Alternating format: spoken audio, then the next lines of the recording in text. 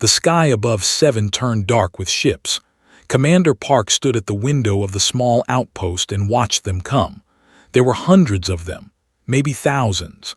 The coalition had finally arrived and they had brought their entire fleet. Park was a tall man with gray hair and tired eyes. He had served in the Human Defense Force for 30 years. He had seen many battles, but he had never seen anything like this. The ships blocked out the sun like a metal cloud. Their shadows fell across the colony like a death sentence. "Commander," said Lieutenant, stepping into the room. She was young, barely 25, with short black hair and a worried face. "We have counted the enemy ships. There are over 2,000. Park did not turn from the window. "And how many soldiers do we have?" 12, sir, including you and me." Park nodded slowly. 12 soldiers, 2,000 enemy ships. The math was not good. The colony on 7 was small. It was a farming world, far from Earth, far from help. The nearest military base was 6 days away by fast ship. By the time help arrived, there would be nothing left to save. "What about the civilians?" Park asked. 43 people, sir. Farmers, teachers, shopkeepers, a few children." Park finally turned from the window. His face was calm, but his eyes were hard. "Get everyone to the underground shelters. Tell them to stay quiet and stay hidden." Saluted and left the room. Park looked back at the sky. The ships were landing now, touching down on the brown hills outside the colony. He could see soldiers pouring out of them like ants from a broken nest. They were tall creatures, 8 feet high, with gray skin and 4 arms. They were strong and fast and cruel. The galaxy feared them. But Park was not afraid. He had a plan. The communication screen on his desk suddenly lit up. A face appeared on it. The face was not human. It was gray and sharp, with yellow eyes and no nose. This was Admiral, leader of the fleet. "Human Commander," said. His voice was deep and cold. "I am Admiral of the Coalition. You are surrounded. Your planet belongs to us now. Surrender and we will let your people live as slaves. Fight and we will kill every single one of you." Park sat down in his chair. He looked at the alien admiral with no expression on his face. "Admiral," Park said calmly, "I am Commander Park of the Human Defense Force. I have a different idea. You take your ships and leave this planet. If you do, I will let you live." There was a long silence, then began to laugh. It was an ugly sound like rocks grinding together. "You threaten me," said. "You have 12 soldiers. I have 50,000 warriors and 2,000 ships. You are nothing but insects to me." "Maybe," Park said, "but insects can sting." Stopped laughing. His yellow eyes narrowed. "You are brave, human, but bravery will not save you. I give you 1 hour to surrender. After that, we attack." The screen went dark. Park sat alone in the quiet room. Outside, he could hear the sounds of the alien army gathering, engines roaring, soldiers shouting, weapons being loaded. 1 hour. That was all the time he had. He pressed a button on his desk. "Lieutenant, come to my office. Bring Sergeant." 2 minutes later and stood before him was an older man, thick and strong, with a scar across his chin. He had been a soldier for 20 years. "Sir," said, "what are your orders?" Park stood up. "We cannot win this battle with guns and ships. We have neither, but we have something else." "What, sir?" asked. Park walked to a cabinet in the corner of the room. He opened it and pulled out a long black case. Inside the case was a rifle, but this was not an ordinary rifle. It was a precision rifle, designed for shooting targets at very long distances. "Do you know what this is?" Park asked. "A sniper rifle," said. "Yes, and do you know who the best snipers in the galaxy are?" And looked at each other. They did not know the answer. Park smiled. "Humans, every single human. It is in our blood. Our ancestors hunted animals across open plains for millions of years. They learned to throw rocks and spears with perfect accuracy. They learned to see movement from very far away. They learned to be patient, to wait, to aim, and to never miss." He put the rifle on his desk. They think we are weak because we are small and soft. They think we have no weapons, no army, no hope. But they do not know what humans can do with a simple rifle and a clear line of sight. Sir said slowly, we only have 12 soldiers. Even if we are good shooters, we cannot stop 50,000 enemies. Park's smile grew wider. Who said anything about soldiers? He pressed another button on his desk. Attention all civilians, this is Commander Park. I need volunteers. Anyone who knows how to shoot, please come to the main building. Your colony needs you. His eyes went wide. Sir, you cannot be serious. These are farmers and teachers. They are not warriors. No, Park agreed. They are better. They are humans. Outside, the first 3 scout ships rose into the sky. They flew low over the colony, scanning for targets. Their pilots felt safe. They had armor. They had shields. They had weapons that could destroy buildings with one shot. They did not see the old woman on the rooftop. Her name was, she was 63 years old. She had been a farmer all her life. She had never held a military weapon. But she had hunted birds on her farm since she was a little girl. She had shot thousands of them, flying fast across the sky. She never missed. Raised her rifle. She looked through the scope. The scout ship was moving fast, but to her eyes it seemed slow. She could see the weak point in its armor, the small gap where the engine connected to the body. She breathed out slowly. Her finger touched the trigger. She fired. The shot flew true. It crossed half a kilometer in less than a second. It passed through the gap in the armor and hit the engine core. The scout ship exploded in a ball of fire. On the ground, Admiral watched in shock. One of his ships had just been destroyed by a single shot from the ground. What was that? He shouted at his officers. Who fired? No one knew the answer. Then a second ship exploded, then a third. In the colony below, 43 civilians stood on rooftops and balconies and hills. They held rifles in their hands. They looked at the sky with calm eyes. And they did not miss.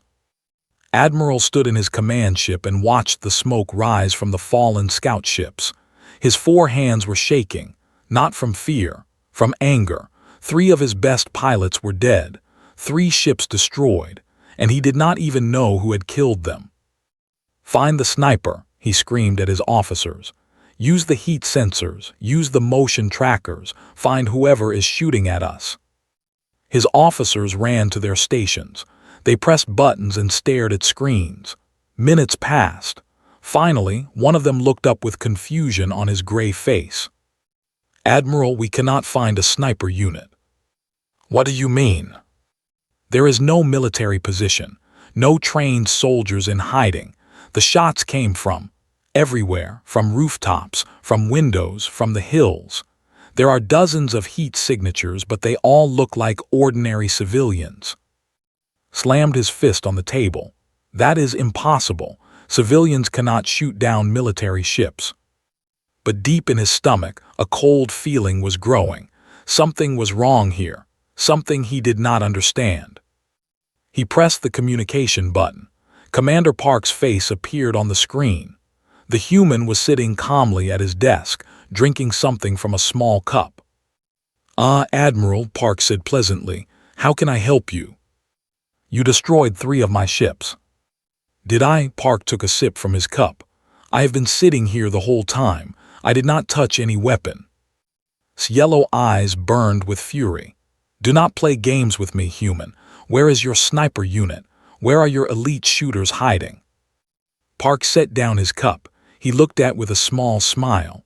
Admiral, I told you before, I only have 12 soldiers. None of them have left this building. Then who is shooting at us?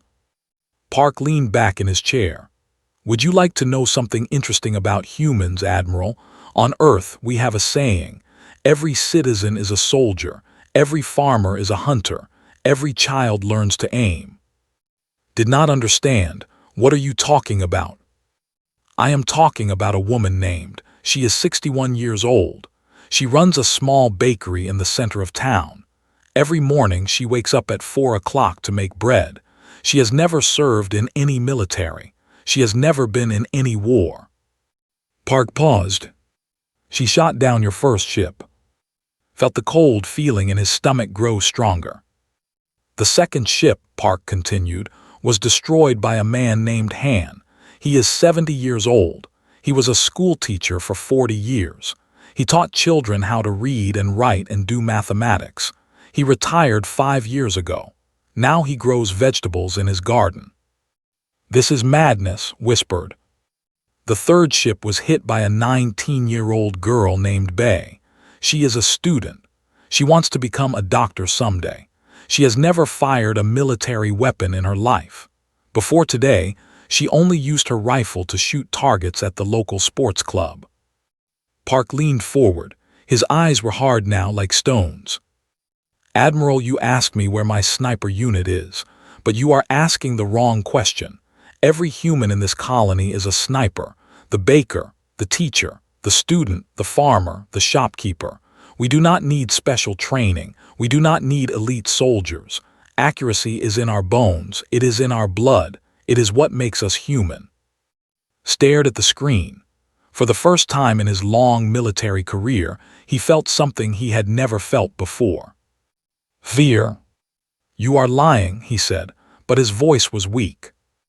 Test me, Park said simply. Send more ships, see what happens. The screen went dark. Stood alone in his command room. His officers watched him nervously. They had never seen their admiral look so uncertain. Sir, one of them said carefully, what should we do? Thought for a long moment. Then his face hardened. He was admiral of the coalition. He had conquered 20 worlds. He would not be scared by farmers and teachers. Send in the ground troops, he ordered. 5,000 soldiers. Tell them to advance slowly and carefully. If they see anyone with a weapon, kill them immediately. Yes, sir. Outside the colony, 5,000 soldiers began to march. They moved in tight formations, their weapons ready. They were the best warriors in the galaxy. They had fought 100 battles and won them all. But today would be different. On a small hill outside the town, a man named Jin sat behind a rock. He was 35 years old. He worked at the colony's water treatment plant. His job was to make sure the water was clean and safe to drink. It was boring work, but important. Jin was not a fighter. He had never been in a war. But he had grown up on a farm on Earth, and on that farm there had been wolves. Wolves that killed sheep and chickens. Wolves that had to be stopped. His father had taught him how to shoot when he was 8 years old. Breathe slow, his father had said. Watch your target, wait for the right moment, and never ever miss. Jin had not missed once in 27 years. Now he watched the army approach through his rifle scope. They were still far away, more than 2 kilometers. Most shooters could not hit a target at that distance. The wind, the gravity, the movement of the target, there were too many things that could go wrong. But Jin was not most shooters. He picked out the officer at the front of the formation, the one with the gold marks on his armor. He was probably important. He was probably giving orders. Jin breathed slow. He watched his target. He waited for the right moment. He fired. The officer fell. For a moment the soldiers did not understand what had happened. Their leader had simply dropped to the ground. There had been no sound, no warning, no visible enemy. Then another soldier fell, and another, and another. Panic spread through the formation. Soldiers began to run in different directions, trying to find cover. But there was no cover on the open plain, and the shots kept coming from every direction, from distances that seemed impossible. On the rooftops of the colony, the civilians watched through their scopes. The baker dropped 3 soldiers in 30 seconds. Han the teacher fired once every 10 seconds, and every shot found its mark. Young Bay closed her eyes for a moment, remembering what her father had taught her, then opened them and shot an enemy commander through his helmet. In his command ship, Admiral watched the disaster unfold. His soldiers were dying by the dozens. They could not see their enemies. They could not fight back. They were being slaughtered by people who should have been making bread and teaching children. "Fall back," screamed into his communicator. "All units fall back to the ships." The surviving soldiers ran. They did not care about formation or discipline anymore.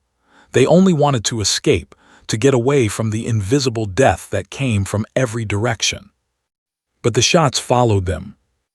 By the time the retreat was complete, had lost 800 soldiers, 800 of his best warriors, killed by farmers and shopkeepers and retired teachers. He sat in his command chair and tried to understand what had happened. In his entire life, he had never seen anything like this. He had fought many species across the galaxy. Some were strong, some were fast, some were clever. But humans were different. Humans were terrifying. He pressed the communication button one more time. Park's face appeared again. The human was still sitting at his desk, still drinking from his cup. "Admiral," Park said, "I see your soldiers are running away. Would you like to discuss surrender terms?"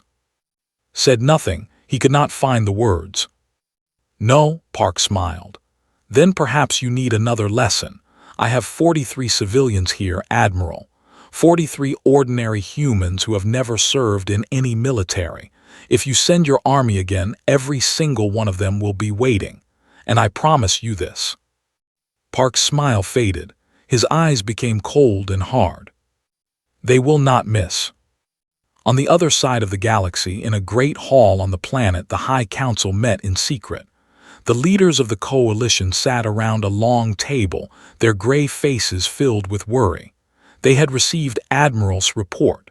They had seen the numbers, and they did not believe them. "This is impossible," said Counselor, the oldest member of the council.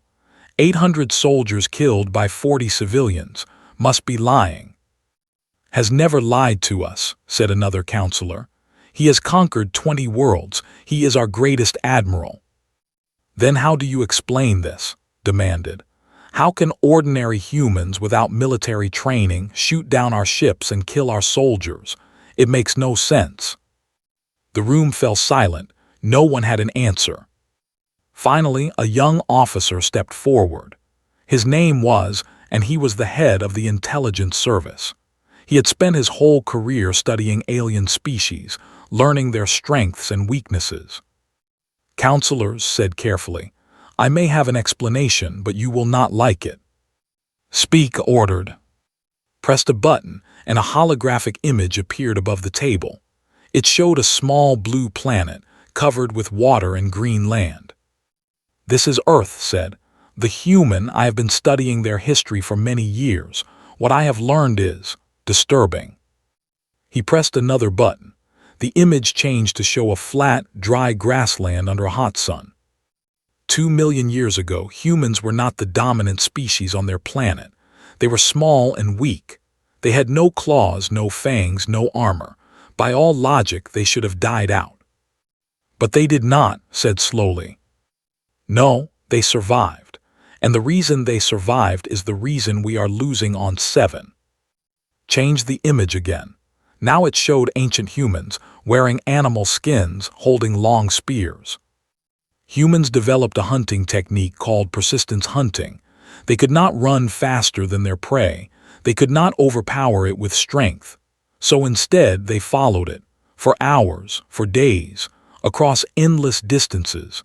They tracked it until it collapsed from exhaustion. "This is interesting," another counselor said impatiently. "But what does it have to do with shooting?" "Everything," said. "To hunt this way, humans needed special abilities. They needed eyes that could see movement from very far away. They needed brains that could calculate distance, speed, and direction. They needed arms that could throw objects with perfect accuracy." He pressed another button. The image showed a human throwing a spear. "Watch carefully." The spear flew through the air. It traveled 50 meters and hit a running animal directly in the heart. "Humans can do this naturally," said. "Their shoulders are designed for throwing. Their eyes can track moving objects across great distances. Their brains can calculate exactly where to aim, adjusting for wind and gravity and movement, all in a fraction of a second. The counselors stared at the image. "We are strong," continued. "We can lift 10 times what a human can lift, but we cannot throw. Our arms are not built for it. When we shoot a weapon, we must use computers to help us aim. Humans do not need computers. They are computers." Counselor leaned forward. "Are you saying that every human is born with this ability?" "Yes, it is in their genes. It is the result of millions of years of evolution. But that is not all." Change the image again. Now it showed human children playing games, throwing balls at targets, shooting arrows at circles, hitting small objects with sticks. Humans do not just have natural ability. They also practice. From the time they are very young, they play games that involve aiming and throwing. They call these games sports. They play them for fun. They do not realize that they are training themselves to be the most accurate throwers in the galaxy. "Sports," repeated. "They train for war by playing games." They do not think of it as training for war. They think of it as entertainment. But the result is the same. By the time a human is an adult, they have thrown millions of objects at millions of targets. They have developed accuracy that no other species can match. The counselors looked at each other. The room was very quiet. "There is more," said. "Humans also have a very strange relationship with weapons." The image changed again. This time it showed humans at a shooting range. Men, women, old, young, all of them holding rifles, all of them firing at targets. On most planets, only soldiers use weapons. Civilians never touch them. But on Earth, many humans own weapons for sport. They practice shooting the way we practice walking. It is normal for them. It is part of their culture. "So when Admiral attacked that colony," said slowly, "he was not attacking defenseless farmers. No, he was attacking 43 people who have been training to shoot since they were children. 43 people whose ancestors survived because they could hit a running animal from 50 meters with a rock. 43 people whose eyes can track a fast-moving ship and whose hands can put a bullet exactly where they want it." Turned off the holographic display. "Counselors, I must be honest with you. I do not think we can win this war, not because humans are stronger than us. They are not. Not because they are smarter. They are not. But because they have a gift that we cannot match. A gift that was given to them by millions of years of hunting on the plains of there." "What gift?" asked. "Accuracy," said simply. "Perfect, natural, instinctive accuracy. Every human has it. And against that gift, our numbers and our technology mean nothing." Back on 7, the civilians rested. The battle was over for now, but they knew the would come again.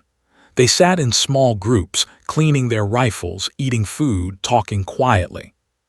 Commander Park walked among them. He stopped to speak with the baker. "You did well today," he said.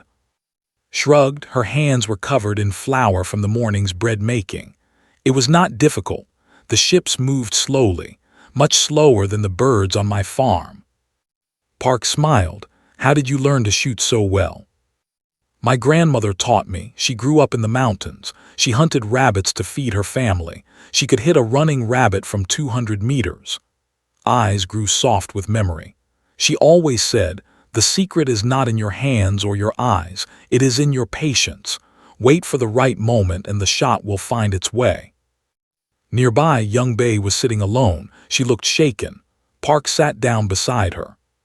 "First time shooting at real targets?" he asked. Bay nodded. "I have shot at competitions before, paper targets, but never people." "They were not people," Park said gently. "They were invaders. They came to kill us and make us slaves. You protected your home." Bay was quiet for a moment, then she looked up. "My father taught me to shoot. He said it was important for every person to know how to defend themselves. He said that on Earth, long ago, our ancestors survived because they could throw rocks and spears better than any other animal." She paused. "I never really understood what he meant, until today." Park nodded. Your father was a wise man. Being human is a gift. Our bodies may be weak, but our aim is true. Our enemies may be many, but each of our bullets finds its mark. He stood up and looked at the sky. The ships were still there, circling like hungry birds. They would attack again. Maybe tomorrow, maybe tonight. But Park was not afraid. He had 43 humans at his side. 43 inheritors of a legacy that stretched back millions of years. 43 descendants of hunters who had conquered a world with nothing but patience, endurance, and perfect aim. They had ships and soldiers and weapons. But the humans had something better. They had the gift of their ancestors. And they would not miss. Admiral did not sleep that night. He sat in his command chair, staring at the dark colony below. Somewhere down there, 43 humans were waiting, watching, ready. He had lost 800 soldiers, 3 ships, his reputation. But he was not finished yet. "Bring me Captain," he ordered. A few minutes later, a massive soldier entered the room. Was the largest warrior had ever seen. He stood over 9 feet tall, and his 4 arms were thick with muscle. He wore black armor covered with marks and symbols. Each mark represented a kill. There were too many to count. Captain said, "I have a mission for you." "Speak, Admiral."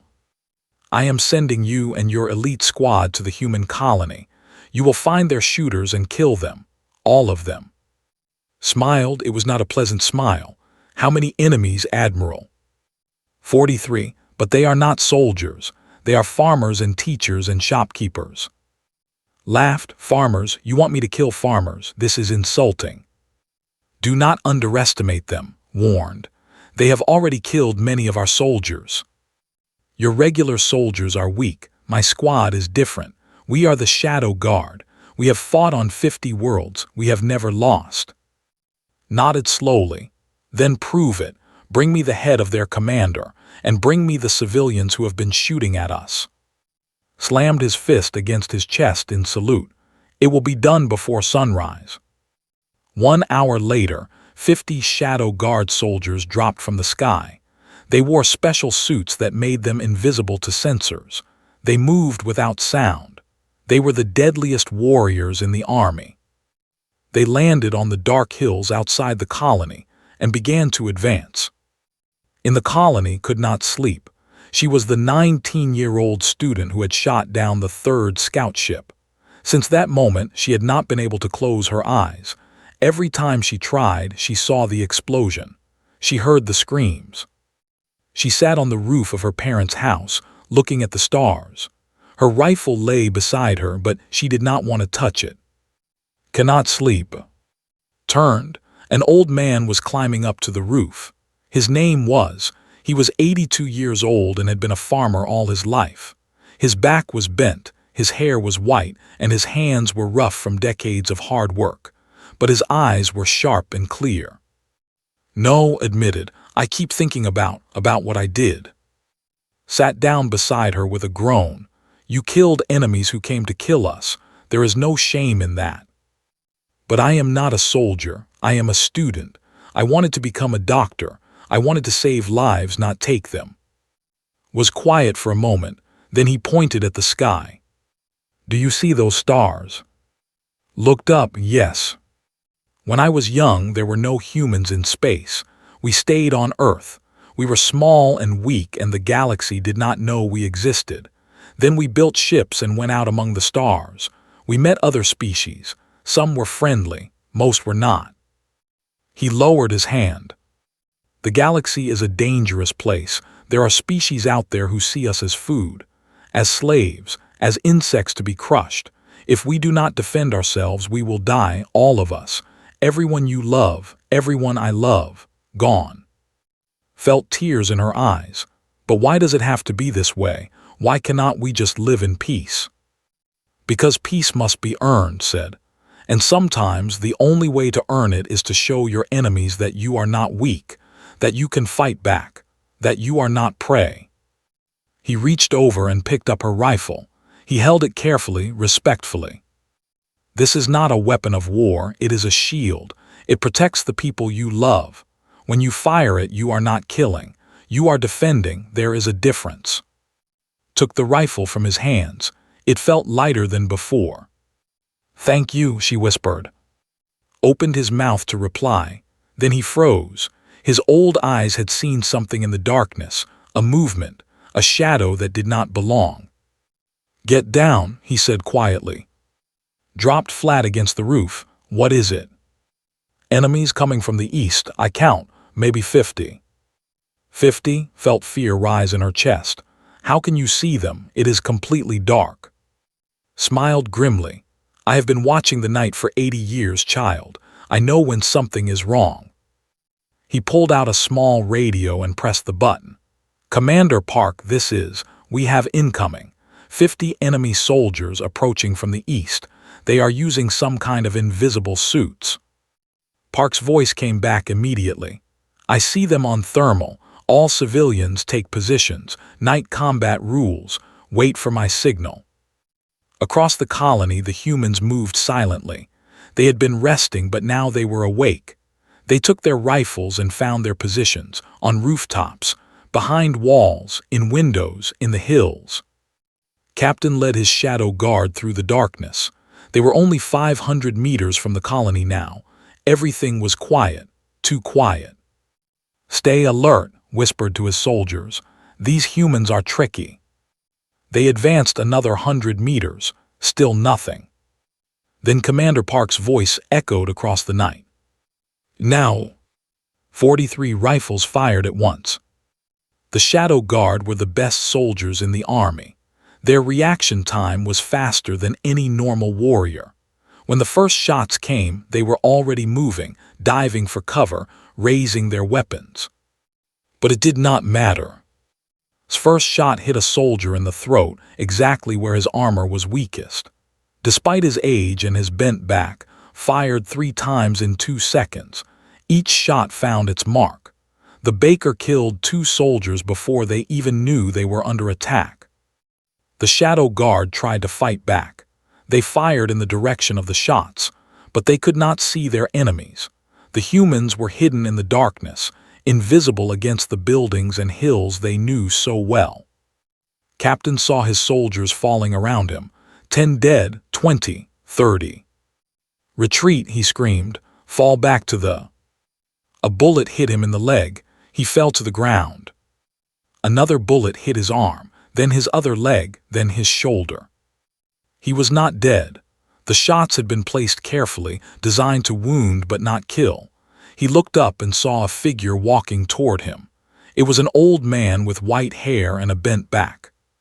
Stood over the fallen captain. His rifle was still smoking. I could have killed you, said calmly. Every shot. But Commander Park wants prisoners. He wants your admiral to see what humans can do. Stared at the old man. What are you? I am a farmer, said. I grow vegetables. I feed chickens. I watch the sunset every evening with my wife. He leaned closer. And I have not missed a shot in 65 years. Above them, a rescue ship was trying to flee. It was the commander's personal ship, fast and heavily armored. Looked up at it. The ship was moving quickly, already over a kilometer away. The shot was almost impossible.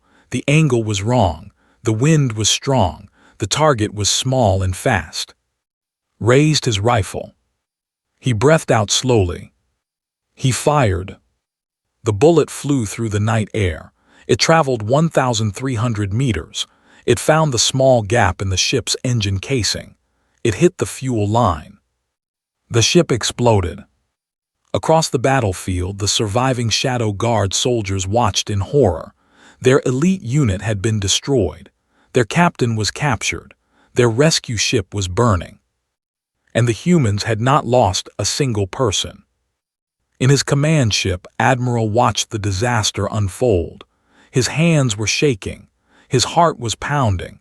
He had sent his best soldiers, his ultimate warriors, against farmers and teachers. And the farmers had won. He turned to his officers. His voice was barely a whisper. How is this possible? No one could answer him. On the ground, helped walk back to the colony. The old man was tired, but there was a small smile on his face. "You did well tonight," he said. Looked at the rifle in her hands. She no longer felt afraid of it. "Thank you for teaching me," she said. "I taught you nothing. You already knew how to shoot. All humans do." Looked up at the stars.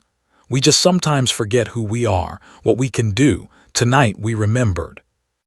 Behind them, the army was retreating, running, fleeing from a colony of 43 ordinary humans who had proven that they were anything but ordinary. The demonstration was complete. 3 days passed. Admiral stood alone on the bridge of his command ship. He had not eaten. He had not slept. He had spent every hour staring at the reports, the numbers, the images of his defeat. 942 soldiers dead, 12 ships destroyed. His elite shadow guard wiped out by an 82-year-old farmer, his best captain captured and humiliated. And the humans had not lost a single person. Not one. His communication officer approached carefully. "Admiral, the High Council is calling. They demand a report." Closed his eyes. He knew what he had to do. He had known for 2 days, but he had been too proud to accept it. "Connect them," he said. The faces of the High Council appeared on the screen. Counselor, the oldest and most powerful, spoke first. "Admiral, we have seen the reports. Explain yourself." Stood straight. He was a proud warrior, and he would face his failure with honor. "Counselors, I have failed. I brought 2,000 ships and 50,000 soldiers to conquer a small human colony. I have lost nearly 1,000 warriors. I have lost my best ships. I have lost my elite guard, and I have not killed a single enemy." The counselors looked at each other, leaned forward. "How is this possible, Admiral? You faced farmers and teachers, not soldiers." "That is exactly the point, Counselor." Took a deep breath. "We made a terrible mistake.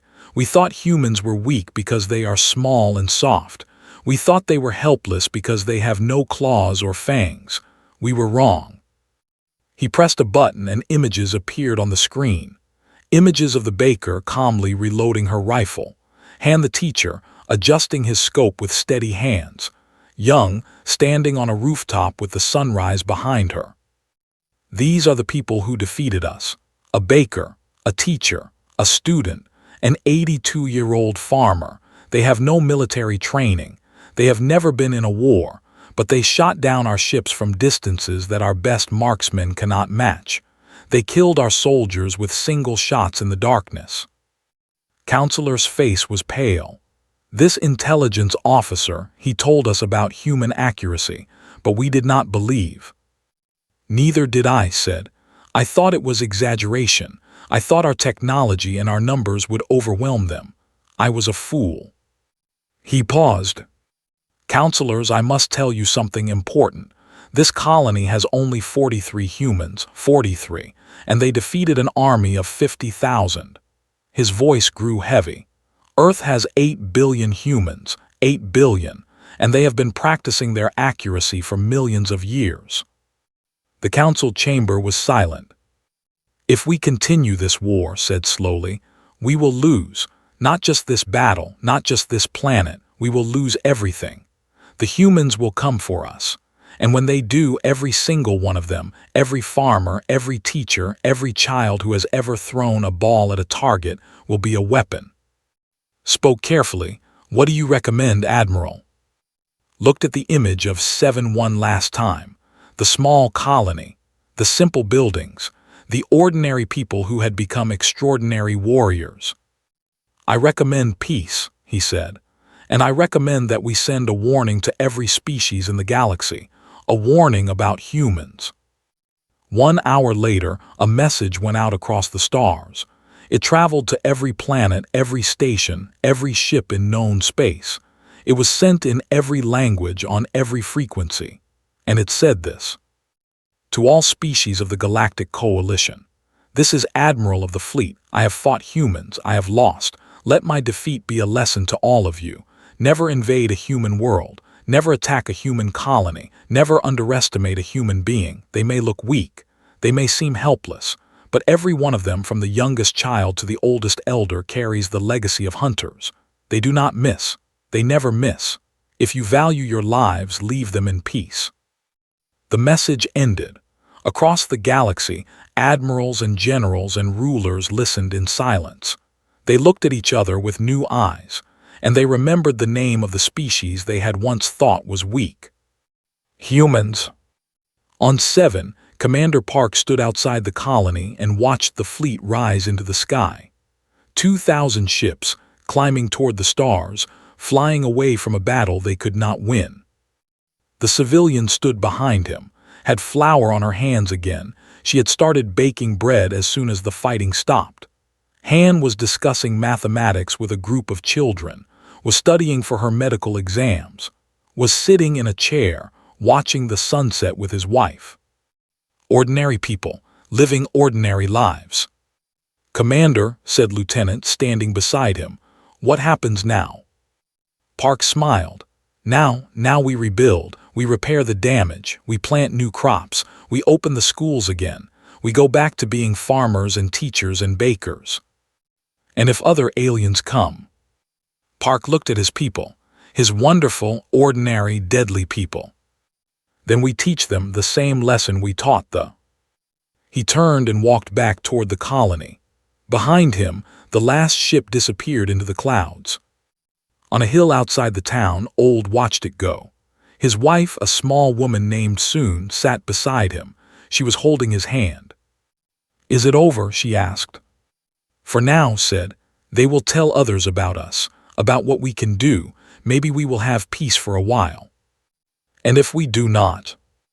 Looked at her. After 60 years of marriage, he still loved her more than anything in the universe. He had fought today to protect her, to protect their home, to protect everything they had built together. "If we do not," he said quietly, "then I will pick up my rifle again, and I will do what humans have always done." "What is that?" Smiled. It was a gentle smile, full of warmth and love, but behind it was something hard, something ancient, something that had been passed down through a million generations of hunters and survivors. "We aim, we fire, and we do not miss." Soon leaned her head against his shoulder. Together they watched the stars come out, one by one, filling the sky with light. Somewhere out there among those stars, the word was spreading. Species were hearing the message. Admirals were changing their plans. Rulers were crossing human worlds off their list of targets. And in a small colony on a small planet called 7, 43 ordinary humans went back to their ordinary lives. Baked her bread. Han taught his students. Studied her medical books. Watched the sunset. And the galaxy learned a lesson it would never forget. Never underestimate a human. They do not miss. They never miss.